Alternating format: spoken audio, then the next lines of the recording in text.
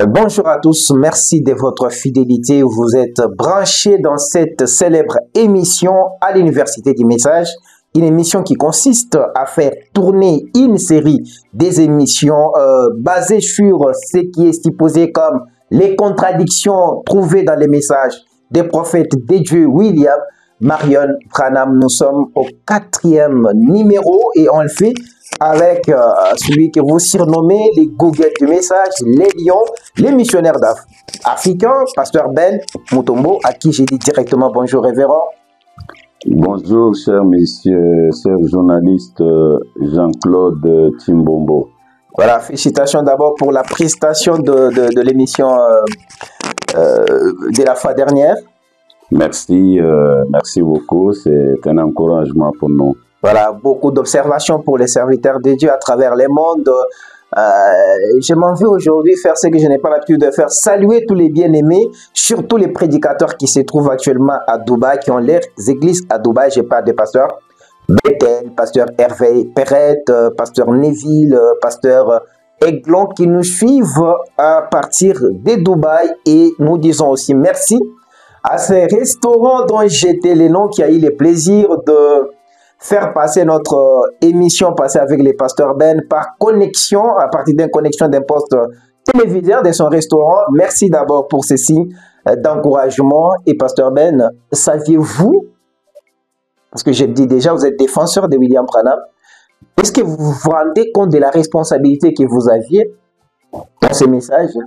Vous n'avez pas peur de vous retrouver dans des sacs des hommes de Dieu qui ont poussé beaucoup d'enfants de Dieu à la perdition. Que vous mesurez la charge que vous portez en prêchant ces choses. Oui, je suis d'abord convaincu, et ensuite je suis concerné, et je suis conséquent. Je sais que nous vivons dans un temps où il a été dit si c'était possible, même les Élis pouvaient être séduits. Mais c'est impossible que les Élis soient séduits. Je peux seulement vous dire que, personnellement, je sais que les choses que je crois sont des choses dures, difficiles, mais du moment que je base ma croyance sur les Saintes Écritures, je n'ai pas peur. Et je ne m'inquiète pas. Je suis convaincu que par ces moyens, les prédestinés pourront retrouver le chemin de retour. Et je ne pense pas que je peux induire les gens en erreur pour qu'ils se retrouvent en enfer. Parce que la personne même que j'ai brandie, c'est le créateur de l'enfer. Et s'ils peuvent lui faire confiance, il ne peut pas les amener dans l'enfer que lui-même a créé pour y punir le méchant. Voilà, c'est encore un point qui a toujours soulevé beaucoup de critiques parce qu'on y rattache plusieurs interprétations à cette citation dont Frère Branham fait mention de la création d'un enfer. Pasteur Ben, nous allons évoquer un point très capital, très important, des contradictions des prophètes Branham. Nous prenons les Messies, voire Christ. Donc, en parcourant les messages des prophètes de Dieu, nous avons trouvé qu'il y a quand même plusieurs contradictions. Il y a des endroits où Frère Branham dit clairement qu'il n'est pas prophète, qu'il n'est pas Messie, parce que si on peut donner la nuance à cette appellation du Messie, Messie ça veut dire ouais, mais ouais qui est un grand prophète, ouais qui est un sauveur. Donc ça devient totalement différent d'autres Messies qu'on peut qualifier. Est-ce William Marion Branham a-t-il clairement dit qu'il n'est pas le Messie? Est-ce William Marion Branham a-t-il dit aussi quelque part qu'il l'est? Ce qui soulève plusieurs contradictions dans son message. Pour vous motiver, Pasteur Ben, croyez-vous que William Branham s'est contredit sur les points messianiques? Cher journaliste Jean-Claude Timbombo, je suis très content. Vous savez que je vous aime beaucoup. Moi aussi. Parce que vous avez au moins le courage de rencontrer des personnes que de grands pasteurs évitent de rencontrer. de rencontrer des personnes que des grands croyants, des gens qui se tapent sur la poitrine comme les croyants du message, évitent même de saluer, et sur base de ce qu'ils ont reçu comme des enseignements, que ces gens-là, si vous les saluez, vous serez séduits. Mais vous, néanmoins, vous avez cette capacité-là d'aller dans le camp X, poser des questions là-bas, aller dans les camps Y, poser également des questions là-bas. Quelque part, je vous trouve spécial parce que vous n'avez pas de barrière dénominationnelle. Et si Dieu peut vous aider le restant de votre vie, de rester dans cette logique-là, je crois que vous serez une bénédiction pour la planète Malachie 4, pour ne pas être seulement d'un côté ou de l'autre. Merci beaucoup. Voilà. Et parlant de Branham, parce que vous avez dit, est-ce que vous croyez qu'il y a la contradiction sur ce point de Messie ou le Christ? Parce que tout le monde lit des messages actuellement, révérend Ben. Tout le monde aujourd'hui, on a parcouru presque tous les sermons du prophète Branham. Ce n'est pas du temps où vous aviez 2 brochures, 3 brochures. En lisant, parce qu'on doit être sincère, on trouve qu'il y a quand même des contradictions. Sur ce point ici, comme je l'avais dit la fois passée, nous ne pouvons jamais recevoir une personne en qualité du prophète, l'appeler prophète, le croire prophète, et croire aussi qu'il nous a apporté une parole embrouillée, une parole de contradiction. En tout cas, un prophète réel ne peut jamais nous apporter la contradiction. Par conséquent, nous devons revoir les Écritures parce que la contradiction pourrait être dans nos cœurs et dans nos têtes. Qu'est-ce que je veux dire par là? Le prophète Branham nous a toujours parlé que le message, la parole de Dieu, c'est un jeu de puzzle. Le jeu de puzzle, vous allez trouver qu'on peut découper, la chose. Peut-être on découpe la vache. Maintenant, on vous dit de rassembler afin de donner une image correcte de ce que vous êtes en train de chercher. Mais le mal en est que si vous pouvez prendre la partie qui pouvait relier les coups et les épaules, vous prenez cette partie-là, vous allez mettre au niveau des genoux. Vous allez carrément dire que, en tout cas, cette vache, ce n'est pas la vraie vache. Ça devient un monstre. Les dessinateurs, celui qui nous a apporté, il nous a apporté la vache, il a fait beaucoup de choses. Mais c'est vous qui avez mal recollé les morceaux. Voilà, vous devez maintenant avoir l'occasion de recommencer votre puzzle et avoir une image correcte et complète. Donc, mais seulement, révérend Ben, vous avez quand même lu des citations qui semblent qui vont dans l'essence de nier le fait qu'il est Messie. Parce que directement, on vous connaît, parce que ce qui fait étonner les gens dans ces émissions, parce qu'on voit Pasteur Ben, qui est adorateur de Branham, soulever quand même des points dont Branham renie, même sa divinité, ainsi autres. Vous croyez-vous qu'il y a des citations noires sur blanc qui confirment que William Branham n'est pas Messie? Donc Frère Branham lui-même a parlé qu'il n'est pas Messie. Je crois qu'il y a des écritures que je vais lire, que le prophète Branham ou que Frère Branham a refusé, qui n'est ni le Christ, le Messie, il n'est pas. Voilà.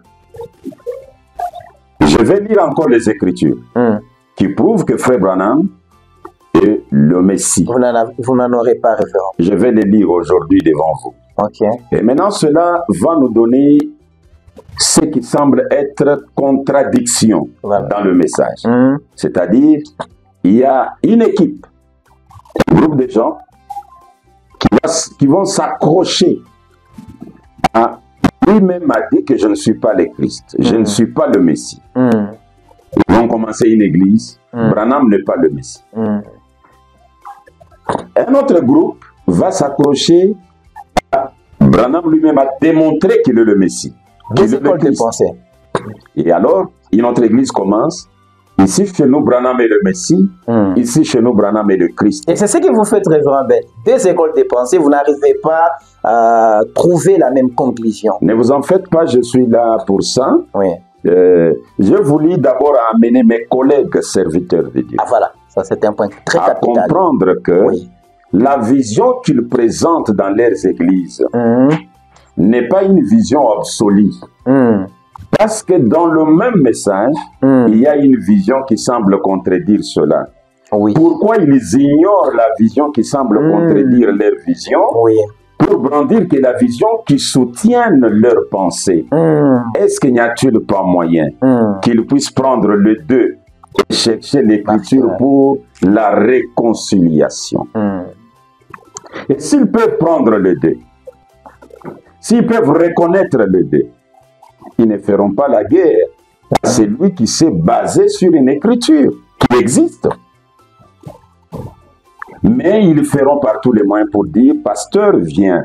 Ce que vous avez pris là, il y a encore une écriture qui refuse cela, mais voici l'harmonie des écritures. J'ai fait l'appel à la conscience de prédicateurs que nous ne devons pas prêcher seulement un angle, pendant que nous savons qu'il y a un autre angle, ou même nous nous disons, ça je ne peux pas lire dans mon église, je risque, d'embrouiller les enfants de Dieu. On risque d'embrouiller les enfants de Dieu. Mais Branham, lui, l'a dit, il n'a pas eu peur d'embrouiller les enfants de Dieu.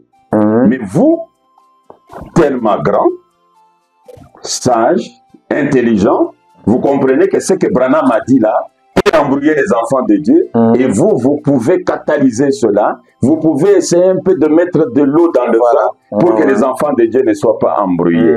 C'est un courage exceptionnel. Je commence par dire, le Messie, c'est qui? C'est ce qu'on appelle Messie. Avant de donner le point gauche, l'angle gauche et l'angle droit, je vais d'abord savoir le Messie. Qui est le Messie? Et quel est le signe du Messie? Selon le prophète Branham, le Messie, c'est un homme oint de la plénitude de la divinité. Plénitude. Donc, un pasteur qui reconnaît la plénitude de la divinité sur Branham ou en Branham, il le reconnaît comme Messie. Il le reconnaît comme Christ. Loin. C'est pas Messie dans un nom. Non. Messie, c'est un homme. Loin. Parce qu'on va trouver des formules. C'est un homme loin. De la plénitude de la divinité. Quelque part, Branham l'appelle aussi qu'il est la parole faite chair. Voilà, la parole faite chair. Or, la parole faite chair, c'est le logos. Ce n'est pas une parole comme, par exemple, les apôtres viendront. Non. Et quand Ben apparaît comme apôtre, nous disons Ben est la parole faite chair. Non, c'est pas ça. Ben est la manifestation d'une écriture.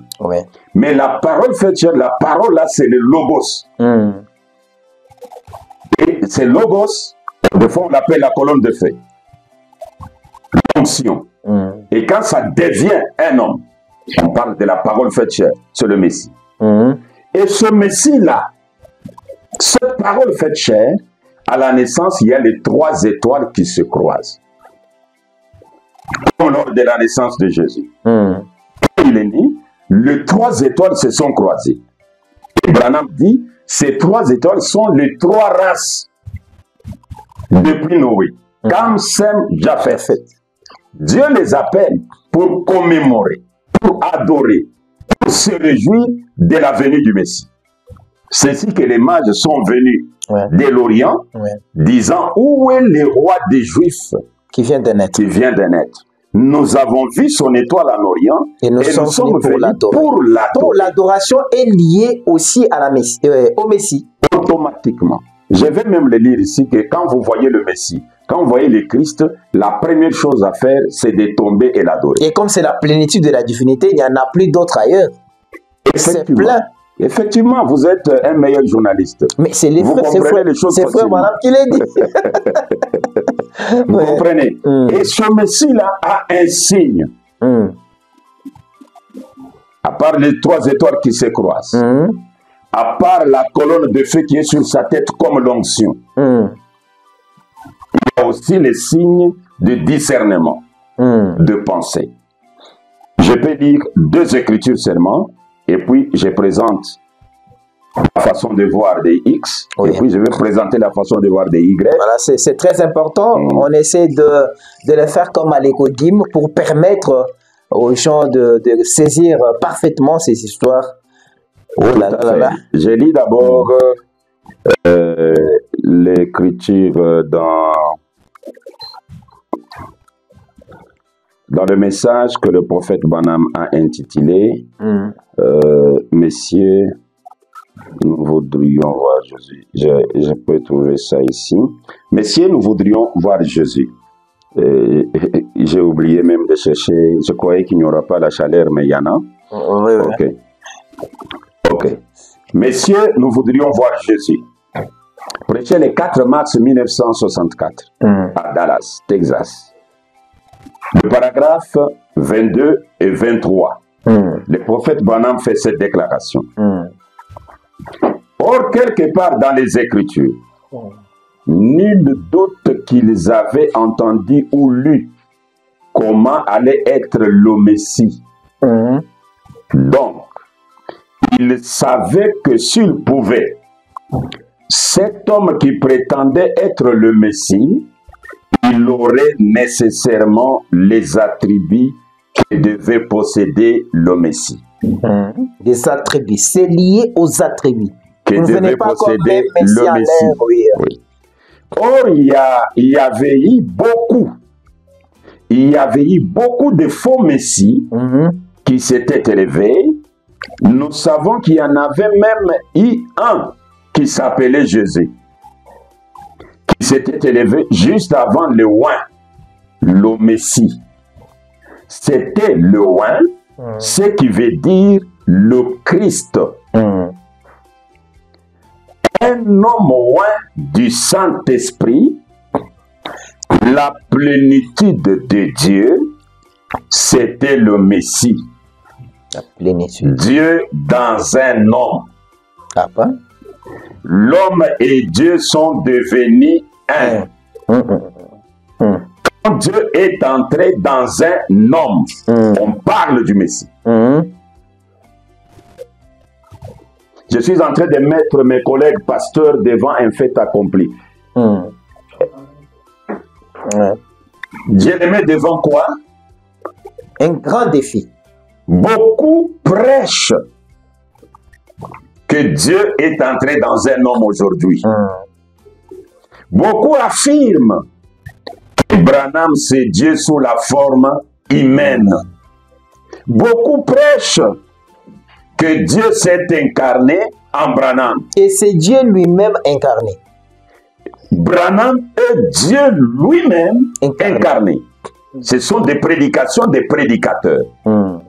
Et je ne les condamne pas, parce que ce qu'ils disent là, ça de base dans les Écritures. Mais ce qu'ils disent là prouve que Branham est le Christ. Branham est le Messie. J'ai lu quelque chose après. Je suis maintenant dans. Après, messieurs, nous voudrions voir Jésus. Et je voudrais lire maintenant dans le monde tombe en décadence. Je suis en train tout simplement d'expliquer, d'amener mes collègues serviteurs de Dieu à voir d'abord clairement qu'ils affirment tous les jours ici que Branham est le Messie, mais peut-être même ils ne le savent pas. Oui. Je lis dans le monde, la dislocation du monde, le paragraphe 167. La parole de Dieu demeure toujours la même. Hier, aujourd'hui, éternellement. Ils ne peuvent jamais l'infirmer. C'est la chose qui fera subsister le monde. Pas un système d'instruction. Tout ce que vous adoptez à la place de cela, c'est un mouvement antichrist. C'est tout à fait vrai. C'est contre le principe de Christ. Retournez à la parole. Et Christ est la parole. Oui, il est la parole faite chair et qui habite parmi nous. La parole faite chair qui habite parmi nous. Quand vous dites Branham est la parole faite chair, vous l'appelez le Messie. Il est Christ. Il est Christ. Messie. Mais sans le savoir. Vous pouvez vous attaquer à Ben, qui appelle Branham Christ, pendant que vous-même vous le prêchez dans votre église sans le savoir. Ça, je fais appel à la conscience de mes collègues serviteurs de Dieu, des grands docteurs et des grands pasteurs. Je suis maintenant dans les signes du Messie. Prêché le 29 mars 1959 soir. Depuis le paragraphe 13 jusqu'au paragraphe même 19, mais je lis juste le paragraphe 13, même 14. Je ne suis pas un guérisseur. Je ne crois pas qu'il y ait un homme qui soit un guérisseur. C'est Jésus-Christ qui est le guérisseur. Et il avait dit, quand il était ici sur terre, que Dieu était le guérisseur. Eh bien, quand il était ici sur terre, il ne prétendait pas être un guérisseur. Jésus, quand il était sur la terre, il ne s'appelait pas guérisseur. Branham est là aussi dit, je ne suis pas un guérisseur. Il dit, quand il était ici sur terre, il ne prétendait pas être un guérisseur. Mais il avait montré aux gens son signe de Messie. Et ce signe de Messie consistait à connaître les secrets de cœur des gens. Combien savent que c'est vrai? Quand il a dit à Pierre, pendant que celui-ci s'est présenté devant lui, quel était son nom? Quel était le nom de son père? Pierre a crié d'une façon et avec une foi telle que plus tard, Jésus lui a donné les clés du royaume. Le signe du Messie, c'est le discernement de pensée. Les collègues prédicateurs, pour minimiser Branham, ils diront, nous sommes de Messie. Ils peuvent bien prononcer, nous sommes des Messiettes. Oui. Avec Branham. Oui. Oui, mais Branham Messiette comme vous, il est né sous la constellation des étoiles comme Jésus. Branham Messiette comme vous, il a la plénitude de la divinité qui est d'ailleurs le logos que vous avez des photos dans la maison. Il y a un pasteur qui a dit que Branham n'était pas nous sous la constellation des 3 étoiles. Il y a un pasteur qui l'a dit. Attends, je vais lire quelque chose. On pourra les lire prochainement. Je lis directement. Oui. Je suis dans Messieurs, le signe du temps de la fin. Vous voulez dire quoi, référent? Je vais lire ce que vous venez de dire. Donc vous ne laissez rien. Paragraphe 64, Messieurs, le signe du temps de la fin, 30 décembre 1960. Oui.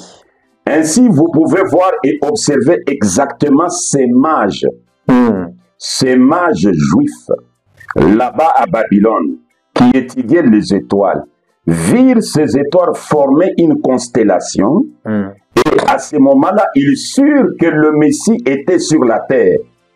Les voilà qui entrent dans Jérusalem en disant, un voyage de 2 ans. Où est le roi des Juifs qui vient de naître? Ils parcourirent ainsi le riz, et Israël se moqua d'eux. Cette bande de fanatiques, ils ne surent jamais rien à ce sujet, mais le Messie était sur la terre. Et maintenant, vous connaissez le reste de l'histoire. Ce qu'ils dirent, nous les lirons demain soir. Maintenant, pour en revenir aux visions, celles-ci ne faillissent pas, parce qu'elles viennent de Dieu. Et tout au long du voyage, cela a été quelque chose qui m'a poursuivi. Puis, lorsque ce mage me dit ces choses, alors que je n'étais qu'un garçon, je faisais la garde-chasse, ou je crois que c'était avant cela. Lorsqu'il me parla de cela, je fus effrayé, parce que j'avais peur des mages. Mais plus tard, j'ai découvert que le mage de la Bible était juste, parce que Dieu déclare cela dans le ciel, avant de le déclarer sur la terre. observant ces corps célestes. Paragraphe 67. Nous découvrons. J'ai essayé d'abandonner cette idée, mais cela prendrait des heures pour en parler. Montrer comment cela allait constamment dans cette direction. Mais j'ai craignais cela. Ce mage me dit, ce mage me dit, tu n'auras jamais de succès dans l'Est. Il ajouta, tu es né sous un signe. Ces signes, cette constellation, lorsqu'elle se croisèrent le jour de ta naissance, elle se trouvait à l'ouest et tu dois aller à l'ouest. Que le pasteur la corrige. Branham présente Jésus né sous la constellation des étoiles. Il se présente lui-même aussi né sous la constellation des étoiles. Il présente Jésus avec ses mages. Il se présente aussi avec ses mages. Quel courage a-t-il, c'est Branham? Pour que ce pasteur-là puisse modifier son langage. Heureusement, il me l'a dit au téléphone. Il doit vite rectifier le téléphone. Voilà. Les signes du Messie. Nous avons déjà tout vu. Maintenant, avant que je commence la vision de X et la vision de Y, je voudrais donner à mes collègues des citations, voire même trois seulement, qui peuvent les aider à se situer dans le message. La première citation, je lis dans une église séduite par le monde. Prêché le 28 juin 1959. Mes collègues pasteurs qui vont nous suivre sur les problèmes du Messie ou le Christ. Branham n'est pas le Christ, Branham est le Christ. Qu'ils puissent peser les termes de Branham. Je donne juste trois citations. Paragraphe 45. Il dit ceci. Et c'est ce que l'Église a fait. Elle a adopté, c'est ça. Elle a adopté la politique, l'éducation. Elle a adopté les organisations, la société, les grosses églises, les prédicateurs au style Pompée. Et lorsque le vrai roi vient, ils ne le reconnaissent pas. Ils sont en train de crucifier le Saint-Esprit. C'est lui-là même qui est leur roi. Ils ne le reconnaissent pas. Mais ils rient de lui et se moquent de lui. C'est mon problème. Ce que les Juifs ont fait à leur Messie, l'Église aussi est en train de le faire à son Messie. Les messies dont on parle là, c'est la parole. Je sais comment les pasteurs se débrouillent. La parole faite chair. Il faut dire c'est les régies, c'est les messages. Le message et le messager sont un. Ce que les Juifs ont fait à leur Messie, l'Église est en train de le faire aussi à son Messie. Ils ne le savent pas. Ils manquent de perspicacité spirituelle et tellement doctrinés par ceux qui frappent les yeux. Ils répètent l'erreur des Juifs qui crucifièrent leur Messie. Vous semez la peur, révérend Ben, avec ces genres de citations. Non, je voudrais que le pasteur se demande, les Juifs ont-ils leur Messie et nous les nations, nous avons notre Messie? Est-ce qu'il y a deux Messies? Est-ce que les étoiles se sont croisées des fois? Est-ce qu'il y a eu deux chairs qui ont reçu la plénitude de la divinité? L'un pour les Juifs, l'autre pour les nations. Les prédicateurs reviennent à eux-mêmes. Ils ont la charge des âmes. Je suis dans Pourquoi la petite Bethléem. Prêché le 28 décembre 1958. C'est la prière du prophète Branham, notre précieux frère. Au paragraphe 135. Ô Seigneur Dieu, ce petit message entrecoupé, apporté à partir des Écritures, Présentons les différents symboles que tu y as placés. Peut-être sont-ils cachés aux yeux des sages et des intelligents pour être révélés aux enfants lesquels sont disposés à apprendre. Cela montrait la petite Bethléem, la moindre de toutes. Comment le prophète a-t-il dit cela? N'es-tu pas la moindre entre les principales villes? Mais Dieu a trouvé bon de faire sortir de ces petits endroits insignifiants le chef d'Israël. Il s'arrête. Il répondit, Seigneur Dieu, d'un petit groupe de gens qui sont lavés par les cordons de fil cramoisi du sang du Seigneur Jésus, tu feras sortir à travers ces groupes, Seigneur, quelque part dans ce monde, Christ de nouveau, qui pétera toutes les nations avec une verge de fer. De nouveau. Christ de nouveau.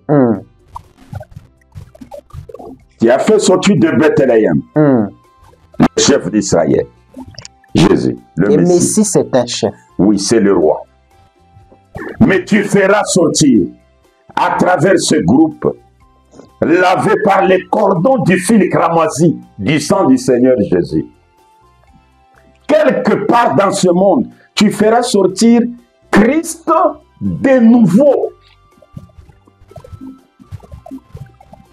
Avec quelle mission? De paître toutes les nations avec une verge de fer. Il essaie de marquer la nuance entre les messies d'Israël, les chefs d'Israël et celui des nations. C'est ce que je veux que les prédicateurs, mes collègues comprennent. On va sortir une formule.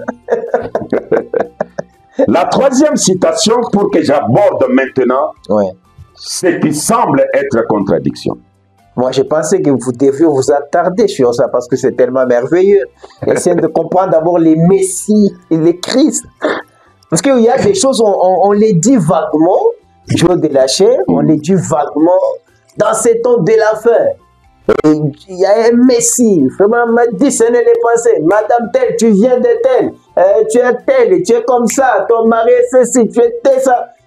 Mais les brebis cassent des chaises. Et on n'arrive pas à comprendre qui est la personne qui fait le discernement. Parce que quand vous dites que c'est... Et vous savez que la majorité des églises du message croient que Frère Branham est le Messie. Croient que Frère Branham est le Christ. Oui. Ça il est dit. Et ils adorent au nom du Seigneur Jésus. Oui. Parce que c'est le seul nom d'adoration. Pour ce qui est d'adoration, c'est réservé exclusivement. On doit en parler. C'est encore un point de contradiction. Ne t'en fais pas. Voilà, nous y arriverons. Des âmes qui sont en prison maintenant. Oui. Prêché le 10 novembre 1963. Paragraphe 348. C'est la perfection. Le ministère est arrivé à sa perfection quand il a reproduit Christ de nouveau sous une forme naturelle parmi des êtres humains, comme il l'avait prédit, ce qui arriva du temps de Lot. Reproduit. Genèse 18. Christ de nouveau. Sous une forme naturelle parmi des êtres humains. C'est avec précision. Or, quand vous voyez Christ, selon Branham, je donne cette citation et j'entre dans les soi-disant contradictions. Donc c'est Branham qui a embrouillé les gens. Il n'a pas embrouillé les gens. Il a prêché pour ses semences prédestinées. Ce n'est pas tout le monde. C'est comme s'il est en train de s'églisser. Sur la terre, nous avons deux races, nous avons deux lignées de gens. Nous avons la lignée de Caïn. Caïn n'était pas un être humain. Caïn, c'était un serpent. Quand le Seigneur a maudit son père a commencé à ramper. Mais Caïn, lui, était déjà sur la terre. Il était un homme. Il a tué Abel. Il a pris sa petite sœur comme femme. Ils sont allés à l'est ou au nord? Nord, ouais. Ils sont allés au nord. Il a commencé à mettre au monde des enfants. Il a eu beaucoup d'enfants. Et ces gens-là sont sur la terre. Quand la pluie est venue, du temps de Noé, le souci de Dieu, c'était d'éliminer cette lignée-là. Malheureusement, et heureusement pour le plan éternel de Dieu, la femme de Cam s'était prostituée. Et elle est entrée dans l'arche avec la grossesse de la semence du serpent. Et lorsqu'ils sont sortis de l'arche, elle a mis au monde, elle a engendré, elle a mis au monde. Elle a mis au monde l'enfant qui s'appelait Cush. Et Cush est de la lignée du serpent ancien. Pasteur, mais c'est encore quoi? Je suis en train de vous dire les choses que le prophète Branham a révélées dans sa qualité de prophète. Donc, si nous voulons très bien comprendre, Dieu voulait éliminer les péchés et en forgeant l'arche, il y a un rescapé. Un rescapé. C'est pourquoi Branham dit même dans les milléniums, les péchés traversent les milléniums. Il dit l'arche c'était le type de millénium. Mais le péché a traversé les milléniums. Il y a un animisme qui a lancé les défis au pasteur qui disait, mais prouvez-moi, vous avez dit que non, on a éliminé les péchés sur tout l'espace de la terre, mais comment se fait-il qu'après Noé, il y a toujours les péchés? Oui, c'était ça. C'est la raison pour laquelle. Il y avait un pasteur qui disait non, les poissons peuvent les péchés. Non, ce n'est pas les poissons. Ce que je vous dis là, ce sont des saintes écritures. Parce que les poissons ne sont pas entrés dans l'arche, les poissons étaient restés dans l'eau. Alors c'est les poissons. C'est tous les animaux qui étaient entrés dans l'arche. Les poissons qui étaient restés dans l'eau, quand on a recommencé notre monde, ces mêmes poissons qui portaient à nez l'esprit diabolique ont encore fait un raisonnement purement d'un pasteur. Que Dieu me pardonne, j'allais faire une forte déclaration, mais je le respecte. Ce n'est pas votre genre. Je le respecte. Je le respecte. Je sais qu'il a parlé au mieux de sa connaissance et que Dieu l'aide à pouvoir évoluer encore davantage.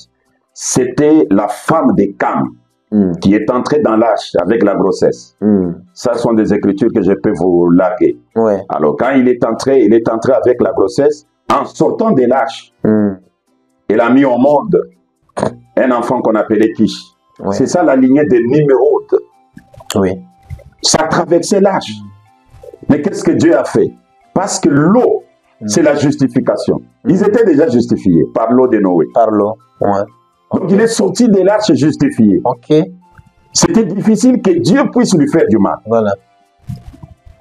Qu'est-ce que Dieu va faire? Il va inspirer Noé.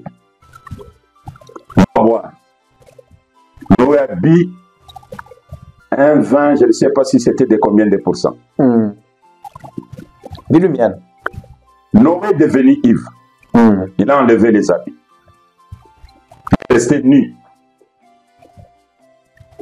C'est Cam qui doit venir voir la nudité de son père.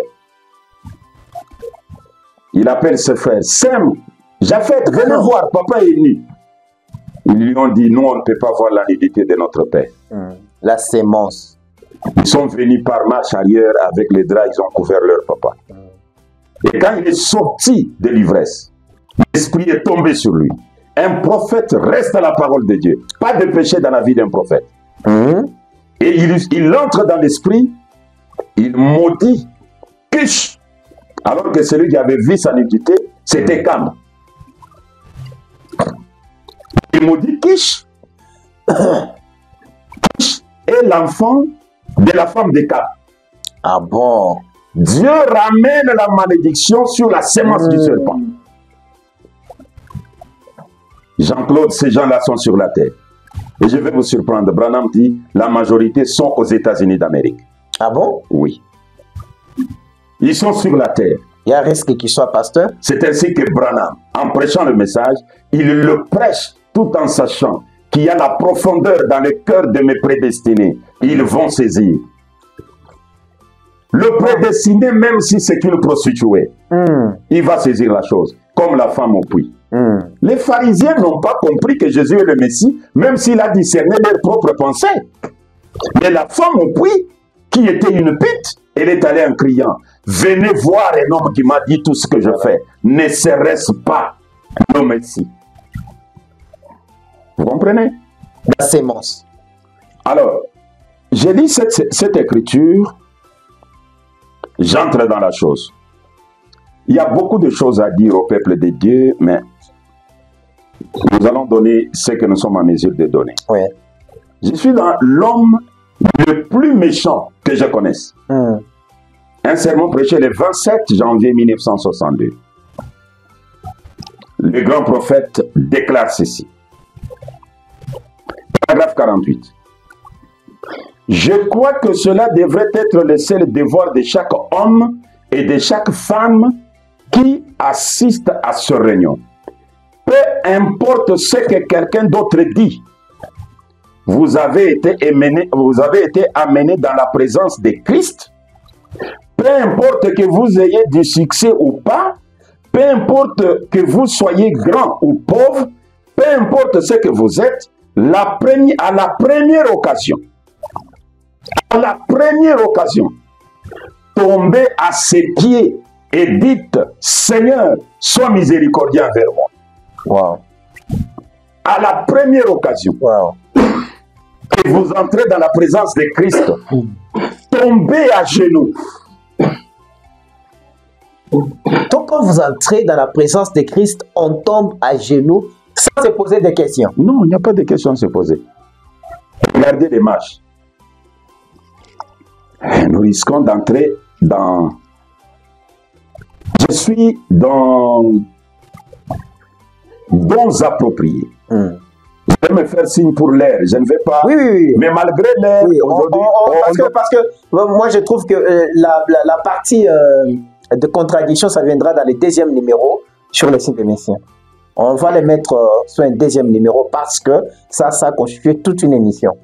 C'était très important. C'est déjà combien de minutes? On tente 40 minutes déjà, plus de 40 minutes. Plus de 40 minutes. Oui, on va parler sur la contradiction et dans un autre numéro.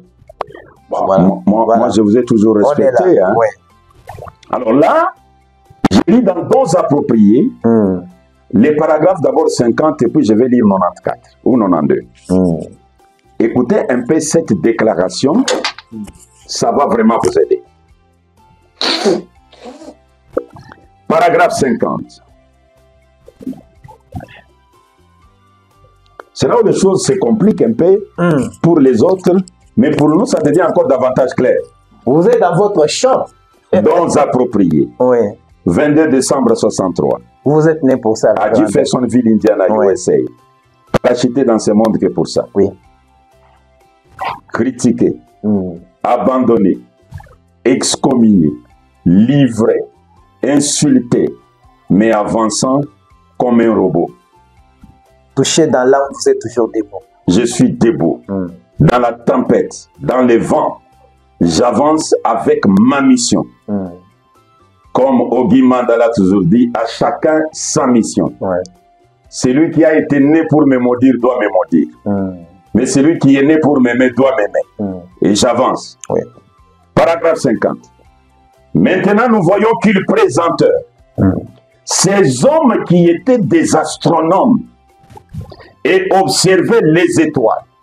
Voyant ce mystérieuse lumière céleste apparaître là-haut, sûrs que quelque chose allait arriver, que c'était le Messie, les souverains de cieux et de la terre qui devaient être nés.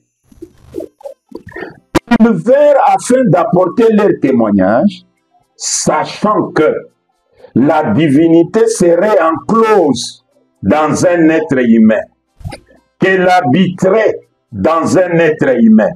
Maintenant, écoutez la chose qui me réjouit personnellement. Vous savez, votre vie parle davantage que vos paroles. Au point que peu importe ce que vous dites, les gens savent ce que vous êtes d'après votre vie. Je ne suis pas le Messie.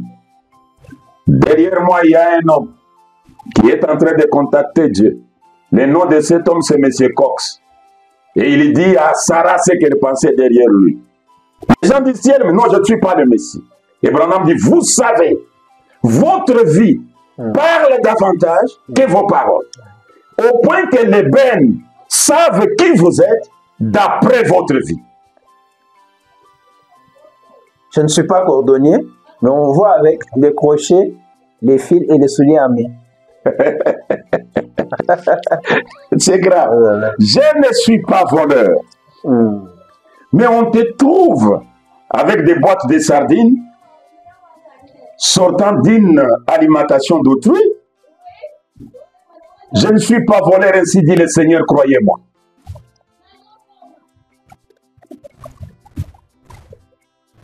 Non 91, dons appropriés. Dieu oignit Jésus. Dieu oignit Jésus de sa plénitude. Il était le don de Dieu au monde. Le fait que les hommes sages l'aient clairement identifié, qu'ils lui offrirent leur don, montre que dans leur cœur, ils savaient qui il était et ce qu'il ferait pour eux. Maintenant, écoutez.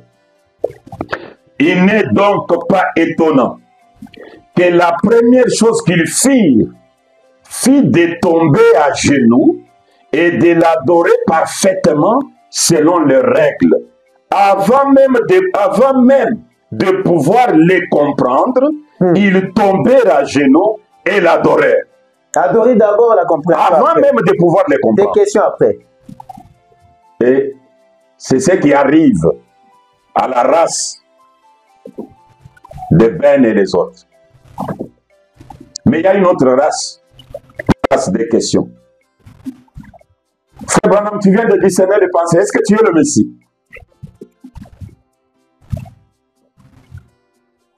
C'est pourquoi on a posé cette question à Branham. Comme les répartis, j'ai l'intérêt de les lire, mais dans la contradiction, je reviendrai là-dessus. Ouais. Écoutez. On pose la question dans question-réponse du 12 janvier 1961. La question 123e. Frère Branham, nous savons que vous êtes un messager envoyé de Dieu à cet âge de l'Église. Ça, c'est tout ce que tout le monde croit. Mais la chose qui nous dépasse, le même signe qui ont suivi Jésus, nous les voyons vous suivre. Et nous comprenons pourquoi certaines personnes qui vous connaissent mieux pensent que vous êtes le Messie. Voudriez-vous expliquer la différence de la relation que vous avez avec Dieu et celle que vous avez avec Christ? Attention, vous comprenez? Une très belle question. Tu peux répondre? Oui. Frère Branham, nous savons que vous êtes un messager envoyé de Dieu à cet âge de l'Église. C'est ce que nous savons. Le même signe qui ont suivi Jésus, naître sous la constellation des étoiles, marcher avec la colonne de feu sur la tête, discerner les pensées des gens. Le même signe qui ont suivi Jésus, nous les voyons vous suivre. Et nous comprenons pourquoi certaines personnes qui vous connaissent mieux pensent que vous êtes le Messie. Voudriez-vous expliquer la différence de la relation que vous avez avec Dieu et celle que vous avez avec Christ? J'ai même ma virgule là-bas. Ce n'est même pas une question. C'est une affirmation. C'est une constatation. Parce que lui-même dit, oui frère, vous avez fait une bonne constatation. Donc c'est une constatation. C'est une affirmation. C'est un constat. Parce qu'on lui dit, mais le même signe qui ont suivi Jésus. Là, Branham va s'échapper. Nous les voyons vous suivre. C'est pourquoi nous comprenons les belles Mutombo qui vous connaissent mieux pensent que vous êtes le Messie. Mais vous-même parlez d'abord. La relation avec Dieu, c'est comment? La révélation avec Christ, c'est comment? Chimbombo Jean-Claude. Evans Mutombo à la réalisation, je crois que Pasteur Belge, on doit mettre fin à la première partie pour aborder contradiction sur est-il le Messie ou il ne l'est pas. Il y a un prédicateur. Ma pensée se focalise aujourd'hui sur Dubaï parce qu'il y a un homme, un pasteur qui m'a contacté hier pour me dire qu'il est en train de vous suivre à la loupe et qu'avec ce genre d'émission, il est en train de comprendre beaucoup de choses allant dans votre sens jusqu'à se dire si il arrivait à cela, vous allez les baptiser et son église. Et moi, je connais les difficultés que les gens ont à Dubaï pour avoir une assemblée. C'est très compliqué, Christian. C'est ce que j'ai toujours dit, comme une sœur de Canada dont j'étais des noms qui disait, mais comment c'est Michel là, très beau comme ça, qui parle, qui est intelligent, doit-il croire à des choses impossibles? Pas impossibles, aux idioties. Il appelle ça idiotie. Mais lorsque vous lisez ce genre de citations, révérend Bell, ça vous vient d'où? Votre source d'inspiration. Toujours des fétiches dont on vous a toujours vanté, ou vous avez une autre source d'inspiration? C'est une question qu'on pose avec le cœur. Jean-Claude, ça me faisait très mal quand vous m'avez dit la fois passée qu'il y avait un pasteur qui avait dit que je suis beau, et voilà pourquoi les diables m'ont pour ce souvent les diables utilisent la beauté. Oui, la sœur vient encore de répéter la même chose, un monsieur beau comme ça, intelligent, il parle des idioties. Non, heureusement, je suis tombé sur une écriture, c'est dans Sans argent, sans rien payer. Le jour de la Pentecôte, Pierre est sorti avec un message qui bouleversait Israël. Mais le prophète Branham dit, Pierre était tellement beau, à tel point que les gens se demandaient d'où vient cette beauté-là. Et Branham conclut, il dit, un homme rempli du Saint-Esprit, il est beau. Sans argent, sans rien payer, dans notre édition, je vais venir vous le lire. Alors ça m'a fait du bien. Donc c'est pour dire à la sœur que le glorieux Saint-Esprit ne se répète pas, ne vient pas avec le message déjà vécu. Vous voyez, s'il venait aujourd'hui, par exemple, du temps de Moïse, si Moïse arrivait en Égypte pour dire non, j'ai construit l'arche parce que Dieu veut punir les Égyptiens, vous allez vous cacher dans l'arche. C'est tout le monde qui allait entrer, même les Égyptiens. Pourquoi? Parce qu'ils avaient déjà l'histoire de l'arche de Noé. Ok. Mais Moïse est venu avec un nouveau message et il donne la loi. Il donne la circoncision dans la chair. Ils ont évolué avec ça, comme la loi de Moïse et tout ce que Moïse avait donné. Mais quand Jésus vient, il allait aussi répéter les mêmes choses. Amenez, si vous amenez, auparavant vous amenez un agneau, mais maintenant amenez même 2 ou 3. C'est le message que je vous ai amené. Le peuple était déjà habitué avec des agneaux, des tourterelles. Mais Jésus vient pour dire, moi-même, je suis l'agneau de Dieu. Ça a changé. Toi, un homme, tu es cannibale. Commence ta chair. Tu es un vampire. Nous, on doit boire ton sang. Totalement contraire à ce qu'il croyait dans la Bible. Ça paraissait comme des idioties. C'était des idioties selon la pensée des gens de cette époque-là. Et aujourd'hui, voilà encore, nous nous retrouvons dans un tableau, nous sommes traités des gens qui amènent des idioties. Malgré tout, elle vous suit la secte là depuis Canada. Dites-la, je l'aime sans la connaître. D'ailleurs, elle n'est même pas croyante du message, mais c'est une abonnée que nous avions connue. Dites-la que le pasteur Ben a soif de te baptiser. D'ailleurs, je signale à la secte là, vous allez suivre pasteur Ben sur votre chaîne de préférence. Nouvelle tendance, il y a un numéro qui va passer demain. Oui. Les autres ici vont passer sur Nouvelle Tendance qui nous offre vraiment une audience exceptionnelle. Et je dis à son propriétaire qu'il reçoit, qu'il peut recevoir des menaces après ce genre des émissions. Et il aura des menaces, mais qui tient fort, c'est tout simplement notre façon de faire le travail. Révérend Ben, le prophète Branham dit, le rôle d'un journal, c'est pour dire les vrais et les faux. Donc, que les gens ne nous condamnent pas, notre caméra tourne partout où on citera le nom de William Marion Branham. D'ailleurs, moi, je suis toujours dit, j'aime les gens qui peuvent prendre Branham, les mettre même au-dessus de Dieu, mais je conteste Oui, je déteste les gens qui rabaissent William Branham. Merci beaucoup pour ce numéro, révérend. Merci, c'est moi qui vous remercie. Voilà, les prochains qui sont aussi très intéressants. Des sacrifices. Oui. Il y a la rime qui vous dérange. Voilà. Moi-même également. Comme c'est la saison, mais malgré ça, nous devons servir le peuple. La vérité doit être communiquée. Et c'est une vérité présente. Merci, Evans Mutombo, toujours à la charge de la réalisation de cette émission. Jean-Claude Chimbombo à la présentation. Les révérends pasteur Ben Mutombo était notre invité. Plusieurs hommes de Dieu sont avec nous. Ils nous suivent, les frères, les bien-aimés qui nous accompagnent dans cette émission sous des coulisses. Que Dieu vous bénisse. Prochain numéro.